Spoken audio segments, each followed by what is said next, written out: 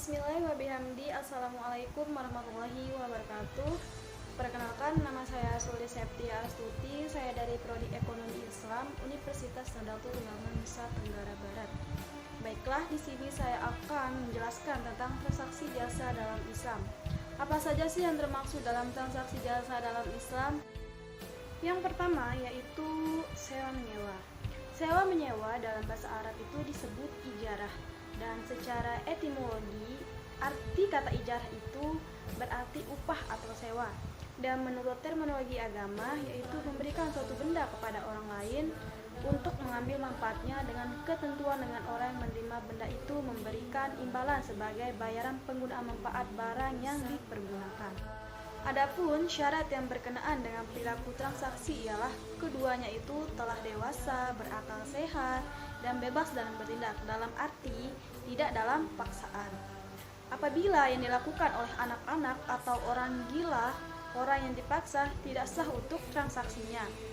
Dilihat dari segi objeknya, sewa menyewa itu dibagi menjadi dua macam, yaitu sewa menyewa yang bersifat manfaat dan sewa menyewa yang bersifat pekerjaan. Yang dimaksud dari sewa menyewa yang bersifat manfaat yaitu sewa menyewa tanah untuk pertanian, rumah, toko, kendaraan, pakaian, dan perhiasan.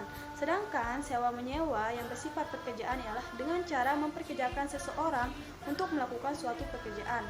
Ijarah semacam ini menurut ulama fikih hukumnya boleh apabila jenis pekerjaan itu jelas, seperti misalkan buruh bangunan, terus tukang jahit, dan tukang sepatu, dan lain-lain. Selanjutnya kita beralih ke transaksi jasa dalam Islam yang kedua, yaitu gadai syariah. Gadai syariah adalah menjadikan suatu benda yang punya nilai harga atau nilai ekonomis milik nasabah sebagai jaminan atas utang atau pinjaman yang diterima, sehingga pihak yang menerima gadai memperoleh jaminan atau kepercayaan untuk dapat mengambil kembali seluruh atau sebagian piutang bila pihak yang menggadaikan tidak dapat membayar utang pada waktu yang ditentukan. Adapun rukun dari gadai syariah atau rahan adalah yang pertama yaitu akid orang yang berakad, yang kedua yaitu ma'qud alaih barang yang diakadkan, yang ketiga yaitu syigat akad gadai. Menurut Syafi'i, akad yang digunakan dalam transaksi gadai syariah terdiri dari berbagai macam jenis. Yang pertama yaitu qard al-hasan. Qard al-hasan ini digunakan nasabah untuk tujuan konsumtif, oleh karena itu nasabah akan dikenakan biaya perawatan dan penjagaan barang gadai kepada bank. Yang kedua yaitu mudarabah. Mudarabah ini adalah akad yang diberikan bagi nasabah yang ingin membesar modal usahanya atau untuk pembiayaan lain yang bersifat produktif. Yang ketiga yaitu bai muqayyadah. Bai muqayyadah akad ini diberikan kepada nasabah untuk keperluan yang bersifat produktif seperti pembelian alat kantor atau modal kerja. Yang keempat yaitu ijarah. Jadi sebelumnya kita pernah bahas ijarah ini, jadi tidak perlu untuk dijelaskan. Baiklah, selanjutnya yang termasuk dalam transaksi jasa dalam Islam yang ketiga yaitu wadiah. Wadiah dari bahasa Arab itu al-wadiah dapat diartikan sebagai titipan murni dari satu pihak ke pihak lainnya. Jadi jika kita kaitkan dengan perbankan syariah, maka al-wadiah itu merupakan titipan murni dari seorang atau sekelompok nasabah ke pihak bank. Ada dua istilah yang penting untuk kita ketahui dalam akad wadiah, yaitu muwaddi yaitu pemilik barang atau penitip barang atau nasabah. Yang kedua yaitu mustaudah, pihak yang dititipi barang atau pihak yang menyimpan barang atau bank. Akad wadiah ternyata berkembang sesuai dengan dinamika pasar. Ada dua prinsip yang diterapkan, yaitu yang pertama wadiah amanah dan yang kedua wadiah damanah. Apa sih yang dimaksud dari wadiah amanah? Yaitu harta titipan milik nasabah tidak boleh dimanfaatkan oleh pihak bank. Sedangkan pada wadiah damanah, harta titip milik nasabah boleh dimanfaatkan oleh pihak bank sehingga pihak bank bertanggung jawab penuh atas harta milik nasabah. Apabila kita ingin melakukan akad wadiah, tentu saja kita itu harus memenuhi rukun dan syarat. Rukun dari akad wadiah yang pertama yaitu adanya ijab kabul, yang kedua harta yang bisa dititipkan hanya barang yang bisa disimpan, yang ketiga harta yang dititipkan harus halal, yang keempat harus ada orang yang menitipkan barang, orang yang dititipkan, barang yang dititipkan, serta ijab kabul.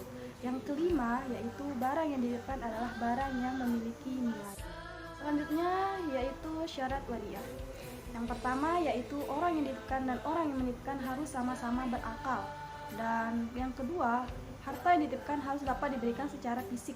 Yang ketiga, kedua belah pihak harus telah balik dan mumazi. Tentu saja ada hal-hal yang membatalkan akad wadiah. Yang pertama yaitu meninggalnya orang yang menitipkan barang atau orang yang dititipkan barang. Yang kedua, apabila salah satu pihak hilang akal. Yang ketiga, apabila terjadi pemindahan kepemilikan barang. Yang keempat, adanya pengambilan barang dari orang yang dititipkan baik sesuai permintaan atau tidak. Yang kelima, terjadilah hajar atau hilangnya kompetisi. Penitip ataupun yang dititipi mengalami kebangkrutan. Kita beralih ke transaksi jasa dalam Islam yang keempat, yaitu wakalah. Apa sih yang dimaksud dari wakalah? Wakalah adalah suatu tindakan menyerahkan atau mewakilkan kuasa dirinya kepada orang lain untuk melaksanakan sesuatu atau untuk melakukan tindakan-tindakan yang merupakan haknya dan jenis pekerjaan yang bisa digantikan dan dapat dilakukan oleh pemberi kuasa dengan ketentuan pekerjaan tersebut dilaksanakan pada saat pemberi kuasa masih hidup. Adapun rukun dari wakalah adalah yang pertama yaitu orang yang memberi kuasa bisa disebut al-muwakil, yang kedua orang yang diberi kuasa bisa disebut al-wakil, yang ketiga objek atau perkara atau hal yang dikuasakan bisa disebut al-tawkil, dan yang keempat yaitu pernyataan kesepakatan ijab dan kabul. Adapun jenis-jenis dari wakalah yang pertama yaitu al-wakalah al-qassoh, yang kedua yaitu al-wakalah al-ammah, yang ketiga yaitu al-wakalah al-muqayyadah dan al-wakalah mutalaqah. Baiklah, selanjutnya kita beralih ke yang termasuk dalam transaksi jasa dalam Islam yang kelima yaitu kafalah dam. Apa sih yang dimaksud dari kafalah dam? Kafalah dam adalah jaminan yang diberikan oleh pihak penanggung kepada pihak ketiga dalam rangka memenuhi kewajiban dari pihak kedua atau yang ditanggung terkait tuntunan yang berhubungan dengan jiwa, hutang, barang, atau pekerjaan. Apabila pihak yang ditanggung cedera janji atau investasi di mana pemberi jaminan bertanggung jawab atas pembayaran kembali suatu hutang menjadi hak penerima jaminan. Bentuk dari perjanjian kafalah itu yang pertama dengan cara taknis atau melaksanakan, dan yang cara kedua yaitu dengan cara taklik dengan menggantungkan, dan yang ketiga yaitu dengan cara taukid. Adapun rukun dari kafalah dam yang pertama yaitu syigat kafalah ijab kabul, yang kedua maf'ul bihi objek tanggungan, yang ketiga kafil penjamin, yang keempat maf'ul anhu tertanggung, yang kelima maf'ul lahu penerima hak tanggungan. Jenis-jenis dari wakalah yang pertama yaitu kafalah bin nafs, yang kedua yaitu kafalah bil mal, yang ketiga yaitu kafalah bit taslim, yang keempat yaitu kafalah al munajazah, dan yang kelima yaitu kafalah al mulakah. Baiklah, selanjutnya kita beralih ke yang termasuk dalam transaksi jasa dalam Islam yang keenam yaitu ju'alah atau ji'alah. Apa sih yang dimaksud dari ji'alah? Ji'alah menurut bahasa adalah suatu yang diberikan kepada seseorang atas apa yang dikerjakannya. Dan menurut istilah syara, ji'alah adalah membolehkan seseorang untuk mendayagunakan harta tertentu yang telah diserahkan kepadanya dalam suatu pekerjaan yang khusus, baik jelas ataupun tidak jelas. Baiklah, mungkin hanya ini yang dapat saya sampaikan. Kurang lebihnya mohon maaf. Wassalamualaikum warahmatullahi wabarakatuh.